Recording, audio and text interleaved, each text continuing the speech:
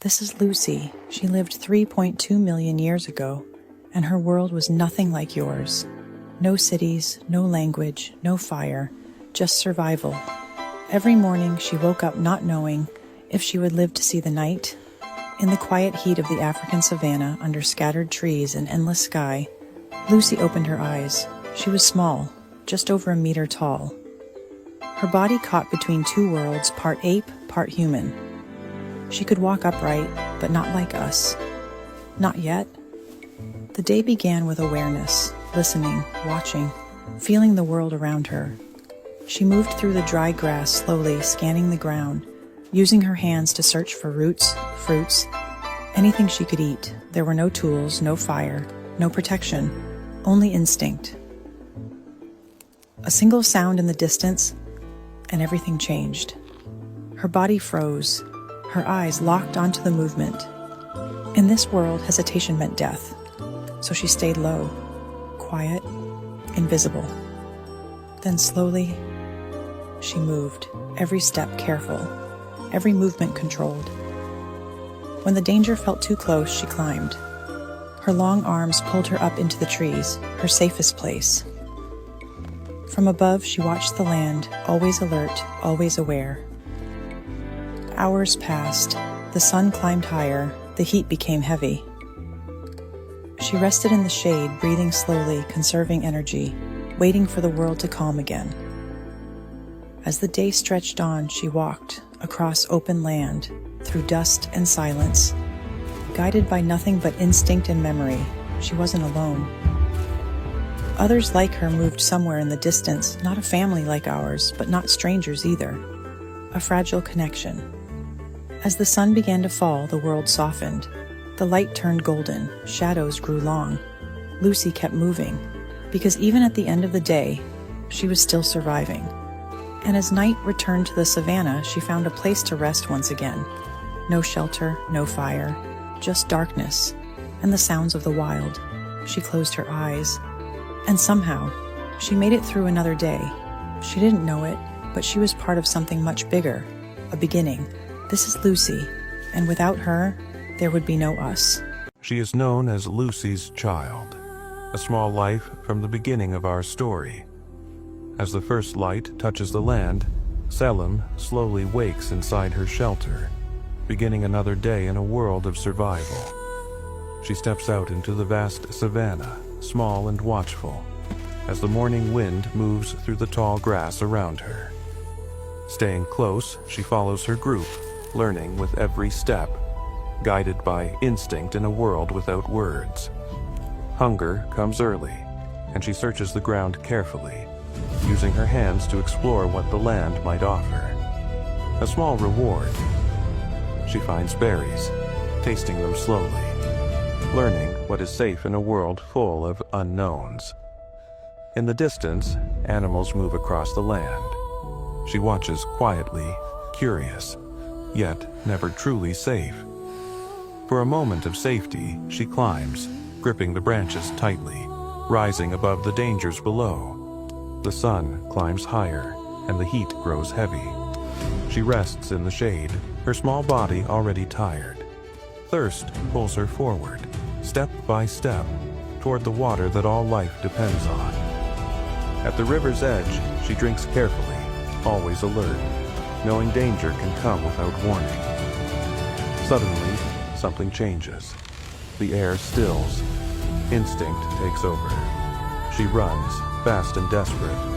Her small feet striking the ground as survival becomes her only thought. Hidden among rocks, she waits in silence, listening until the danger fades away. As the sun falls, she walks back toward shelter, another day behind her. And in the quiet of the cave, she curls into rest, safe for now, in a world that never truly sleeps. 3 million years ago, our ancestors were not always the hunters. Sometimes, they were the prey. In the savanna woodlands of Africa lived a small, upright hominin called Australopithecus. These early human relatives walked on 2 legs, but they were small, often weighing around 30 to 40 kilograms. And on the open ground, they were vulnerable. Sharing their world were powerful predators. Among the most effective of them was the leopard. By the later part of the Australopith era, leopard-line felids, including early members of Panthera pardus, lived in African mosaic landscapes of grassland, woodland, and river forests. Leopards hunt by ambush. They move silently through cover before launching a sudden attack at close range. Australopithecus was not their usual prey. Most leopard kills were medium-sized mammals, especially antelope. But primates were also vulnerable. Baboons and other papionin monkeys lived in the same environments, and modern ecological studies show that leopards frequently prey on them. Because early hominins were similar in body size, they likely faced comparable danger. Studies of South African cave deposits suggest that some hominin remains may have been accumulated by large predators, such as leopards, which often drag their kills into sheltered places. 5,000 years before classical Greece, along the Danube, a mysterious culture built some of Europe's earliest large settlements, the Vinča. From around 5,700 to 4,500 BCE, in what is today Serbia and the Central Balkans, Vinča villages grew into dense proto-towns. Planned houses, streets, and workshops made this one of the most advanced Neolithic societies in Europe. Vinča people were skilled farmers and craftspeople. They produced fine, painted pottery, lifelike clay figurines, and some of the earliest known copper tools in Europe. Their settlements show organized production and long-distance exchange of stone, shells, and metals. Ancient DNA reveals that Vinča communities were mostly descended from early Anatolian farmers, mixed with local European hunter-gatherers, part of the wider Old Europe farming world. Male haplogroups such as G2A and I2, and female lineages like N1A, T2, K, and H, place Vinča firmly among Europe's earliest farming populations. But the greatest mystery of Vinča lies in their symbols. Across pottery, figurines, and small plaques, we find repeated signs, crosses, chevrons, grids, and markings arranged with purpose. They appear carefully placed, almost like messages frozen in clay. Scholars still debate them. Are they ritual marks, ownership labels, counting systems, or something far more ambitious? No one has been able to truly decipher them, and we don't know if they represent a real language or the very first steps toward one. Were the Vinča people quietly experimenting with writing thousands of years before it spread across Europe? What do you think those signs represented? This is a Neanderthal, not a myth, not a monster. An extinct human relative who lived across Western Eurasia, broadly from about 400,000 to 40,000 years ago. They're usually classified as Homo neanderthalensis, closely related to our own species, Homo sapiens. Neanderthals were physically distinctive. Long, low skulls with pronounced brow ridges, large nasal openings, and robust faces. Their bodies were generally short and stocky, with wide trunks and relatively short limbs, traits often discussed as adaptations to Ice Age conditions and intense physical demands. But bones alone don't define them. Archaeology shows Neanderthals made skilled stone tools, especially the Mousterian toolkit in much of Europe. Many sites preserve evidence for regular fire use and hearths, and they also produced specialized tools linked to working animal materials, including bone lissoirs, interpreted as hide-working tools. They were capable hunters of large herbivores, documented through zooarchaeology at multiple sites, and several skeletons show survival with severe injuries or illness. A key reason researchers discuss the likelihood of social support in Neanderthal groups. Genetics adds the final link. Neanderthals and modern humans interbred, and most people outside Africa today carry roughly approximately 1 to 2% Neanderthal ancestry. Neanderthals weren't a crude prototype. They were a different kind of human, close enough to leave a trace in us, and complex enough to leave a deep record in stone, bone, and DNA. This is Otzi, the Iceman. Discovered frozen in the Alps over 5,000 years ago, he lived during the Copper Age, long before written history. Otzi's body, preserved perfectly in ice, tells us about his life, from the clothes he wore to the tools he carried. His copper axe hints at the beginnings of metalworking, while his leather garments and fur shoes show the harsh mountain conditions he faced. Scientists have studied his last meals, his injuries, and even the tattoos on his body, revealing a story of survival, travel, and perhaps conflict. Otzi wasn't just a man of his time. He is a window into our human past. Through him, we can glimpse the daily life, struggles, and innovations of people who lived thousands of years ago in Europe's high mountains. He may have been ordinary in life, but today, Otzi the Iceman is extraordinary, frozen in time for the world to study and remember. Years ago, a man lived in what is now Washington State. In 1996, his remarkably preserved skeleton was discovered along the Columbia River. We now call him Kennewick Man. His remains would change what we knew about early humans in North America. Tall and strong, Kennewick Man was a hunter. His powerful bones show a life of endurance, walking long distances and surviving in a harsh, ancient landscape.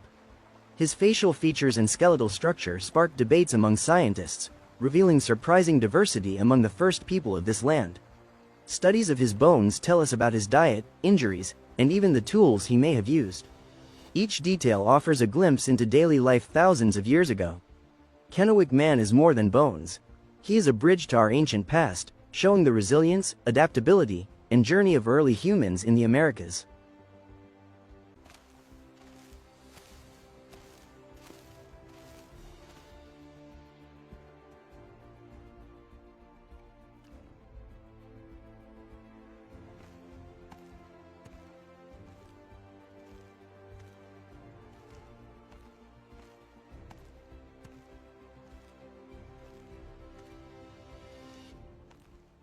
This face belonged to one of the most successful human species that ever lived. Not modern humans, but Homo erectus. For nearly 2 million years, this human species survived across Africa and Asia.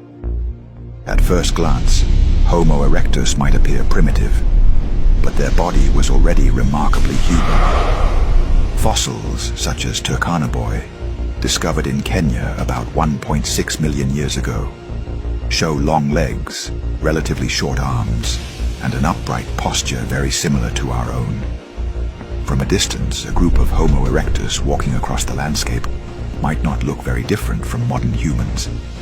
The biggest differences were in the head. Long, low skulls, powerful brow ridges, and no chin. Many researchers believe Homo erectus may have been among the first humans adapted for endurance hunting. Humans cannot outrun most animals, but we can outlast them. Some scientists propose that early humans used persistence hunting, tracking prey for hours in the heat until the exhausted animal could no longer run. Their survival was supported by one of the longest-lasting technologies in human history, the Acheulean industry.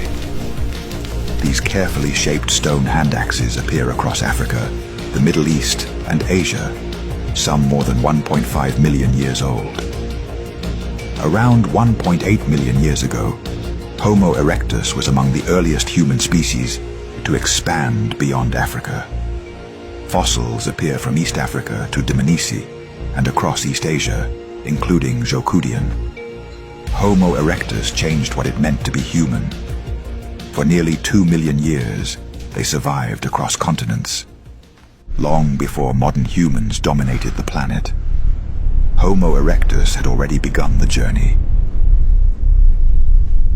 This is Denny, a girl who should have never existed.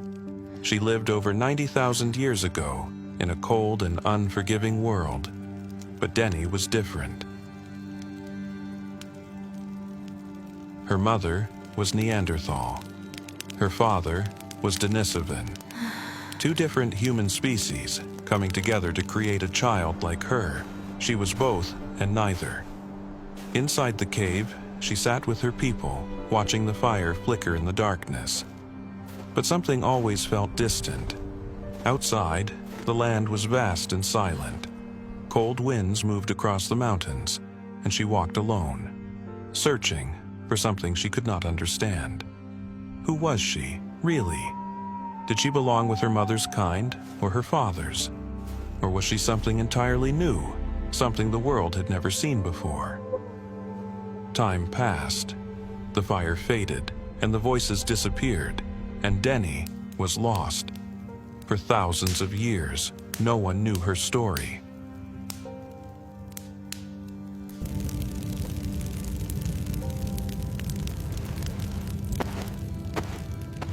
Until one small fragment of bone, hidden deep inside a cave, changed everything.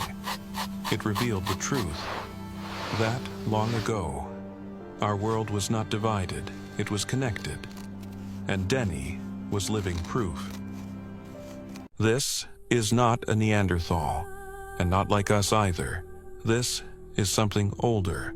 This is Homo heidelbergensis, a human who lived over 300,000 years ago, long before us. He lived in a world of stone, of cold winds, and constant survival. Inside caves like this, he found shelter from a harsh and unforgiving land. Fire gave him warmth, light in the darkness, and a chance to endure. With simple tools, he shaped the world around him, one stone at a time. Outside, the land stretched endlessly, silent, vast, and full of danger. He moved carefully, watching, listening, always ready to survive. He was not alone. Others lived beside him, hunting, surviving, together. But something was changing, slowly, over generations. His kind began to evolve. Some would become Neanderthals, strong, adapted to the cold, built for survival. Others would change differently, becoming something new, something closer to us. He never knew it, but his life stood at the center of human evolution. Time passed, the fire faded, and his world disappeared, until deep inside a cave in Greece, a skull was found, fused into stone itself. And in that moment, we understood something incredible. This was one of the first steps toward us, until deep inside a cave in Greece, a skull was found, fused into stone itself. For thousands of years, it had remained hidden, untouched by the world above. And when it was finally uncovered, it revealed something extraordinary. This was one of the first steps toward us.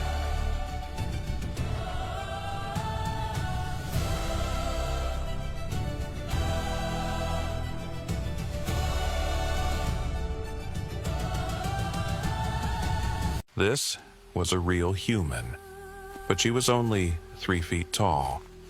She lived over 50,000 years ago, deep in the jungles of Indonesia, on an island called Flores. She was not a child, she was something else. A different kind of human, known today as Homo floresiensis. Small in size, but capable of surviving in a dangerous and unpredictable world.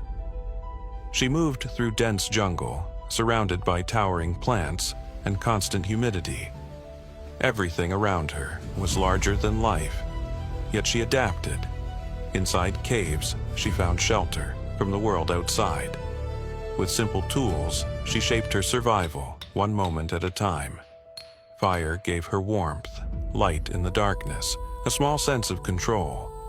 But she was never alone, because at the same time, modern humans already existed.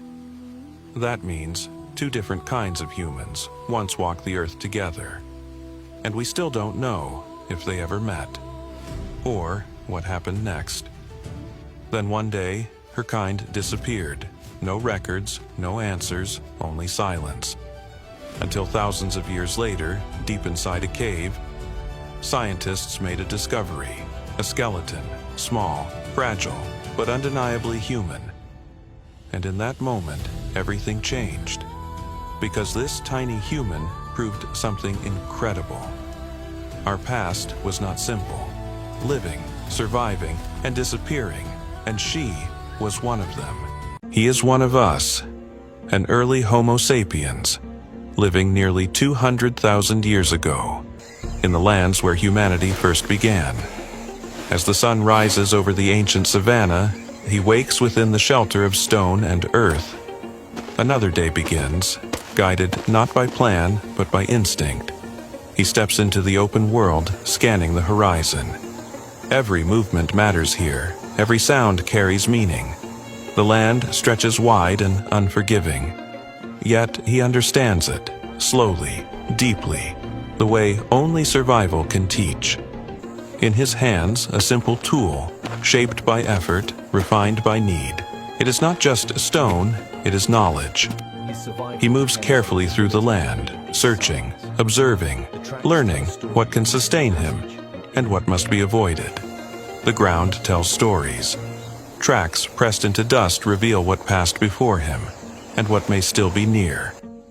In the distance, life moves. Animals graze, unaware, or perhaps simply unconcerned. He watches, patient, thinking. From higher ground he sees farther. The world opens before him, a balance of opportunity and danger. The sun climbs and the heat grows heavy. He rests, conserving strength, because survival is not only movement, but timing. Thirst leads him onward. Water is life, but it is also risk. At the river he drinks, carefully, always aware that he is not alone. Then something changes. The air tightens. Silence speaks louder than sound. He reacts instantly. This is the moment. Everything changed. Homo habilis, East Africa, around 2.4 million years ago. But this moment will shape the future of humanity. He sits among stone and dust. His hand finds a rock, ordinary, forgotten. But something about it feels different. He lifts it slowly, turning it, studying it, as if seeing possibility for the first time. Another stone joins it, 2 pieces of the earth, now held with intention. He strikes them together. Once, then again, the sound breaking the silence of millions of years. Again and again. Suddenly, it happens. A sharp edge forms, not by accident, but by discovery. He touches it carefully, realizing this is different. He brings it to food, cutting for the first time, changing how he survives. His movements grow faster, more confident. The world is becoming easier. He carries the tool now, not as a stone, but as something new, something useful. Others begin to watch, drawn to this strange new behavior. He shows them, through action, through repetition, through silent teaching. They copy him, learning, spreading this new idea without words. And just like that, the world begins to change. He pauses, holding the tool, unaware of what he has started. Because in this quiet moment, without knowing it, he becomes the first creator.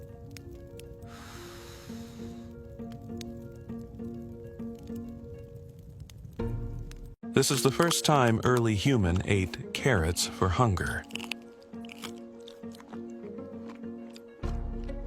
Before he walks across the meadow, alert, scanning the distant hills. Raindrops soak his fur as he searches the ground carefully. The storm intensifies, cold wind bending grass, puddles forming around rocks. He crouches low, stomach growling, sensing hunger amid empty plains. eyes narrow, scanning soil and leaves, seeking anything edible nearby. Hands dig gently, brushing soil aside, revealing small green shoots. He pulls the first wild carrot from the damp earth.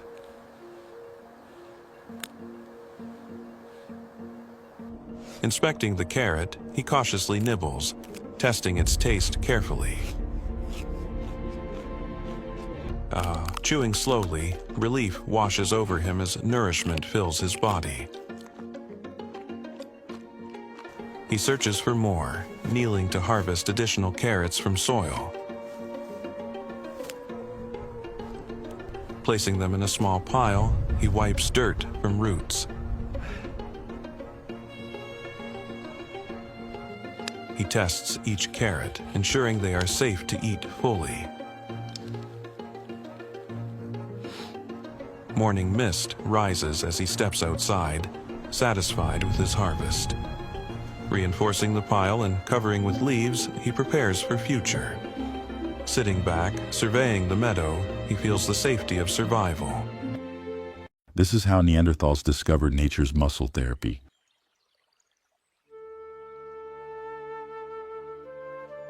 Before hunting, the group moved silently through misty forest edges. After the hunt, they gathered roots and berries for sustenance. Muscles ached deeply from long treks and heavy exertion.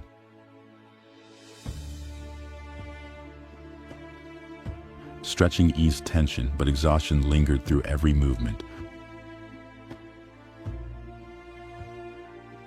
One adult noticed the cold stream glinting under morning light.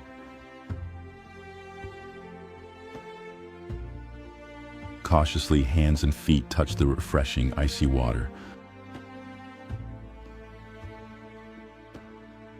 Slowly, the body immersed into the stream's soothing flow. Immediate relief spread as aching muscles began to relax.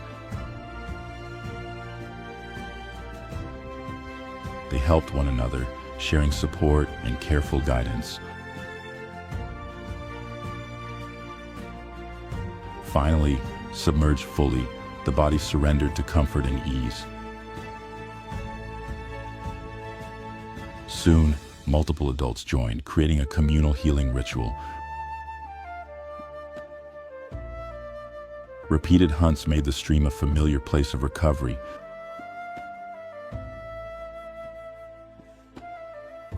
Children observed, learning the practice through careful imitation. Positions adjusted to maximize soothing effect across tired limbs. Submerged relaxation became a natural remedy after demanding exertion. Adults demonstrated techniques, passing knowledge to the wider group. Regular visits transformed the stream into a habitual recovery spot. Observing water flow and depth helped perfect immersion practices. Communal recovery strengthened both bodies and social bonds alike. This simple act laid the foundation of future health rituals. This is the first home built to truly withstand rain and wind.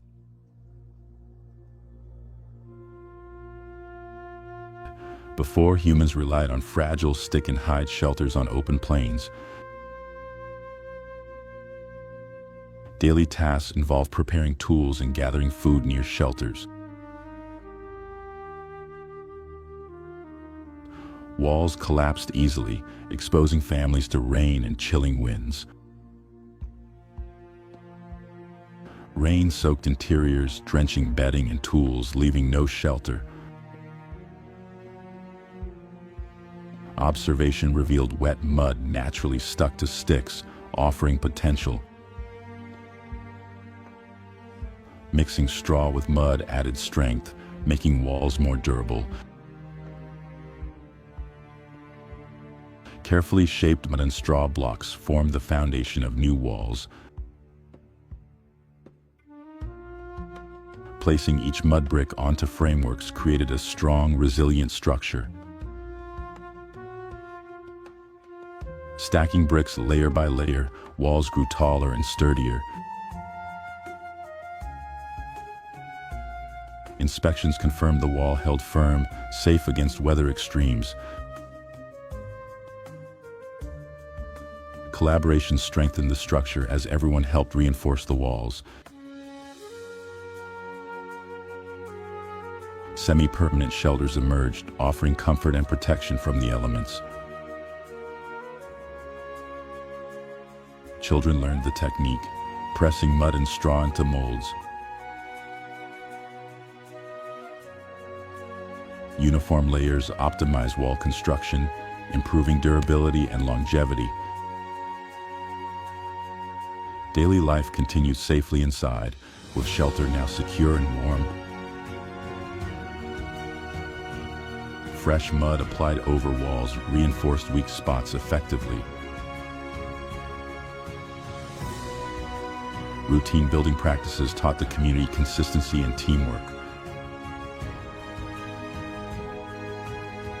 Coordination among adults scaled construction of multiple shelters efficiently. Protection improved, allowing safe performance of daily tasks inside homes. Aerial view revealed the first settlement of enduring mud brick architecture. This is the moment humans discovered roasted tubers.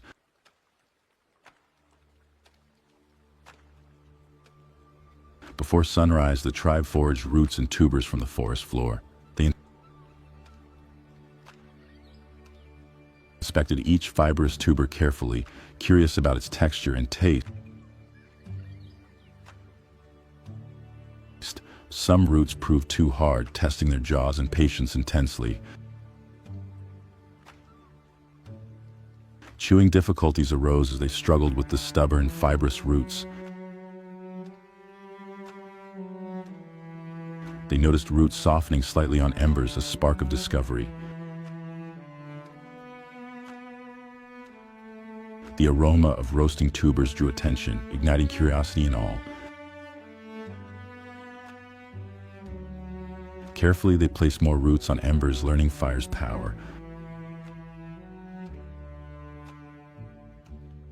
They monitored the heat closely, adjusting placement for optimal roasting. Turning roots evenly, they experimented with the fire's subtle control.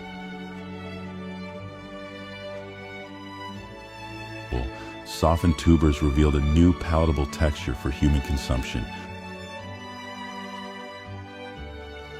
The first bite brought satisfaction, understanding the magic of cooked food. The group eagerly tasted roasted roots, sharing the newfound method. They dug more tubers, inspired by the success of the experiment.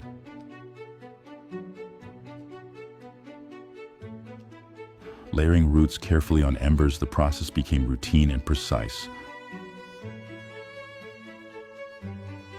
Observing digestibility, adults ensured food was safe and easier to eat. Children learned under supervision, placing small roots on fire themselves. Fire management skills improved, coals adjusted for even roasting consistently.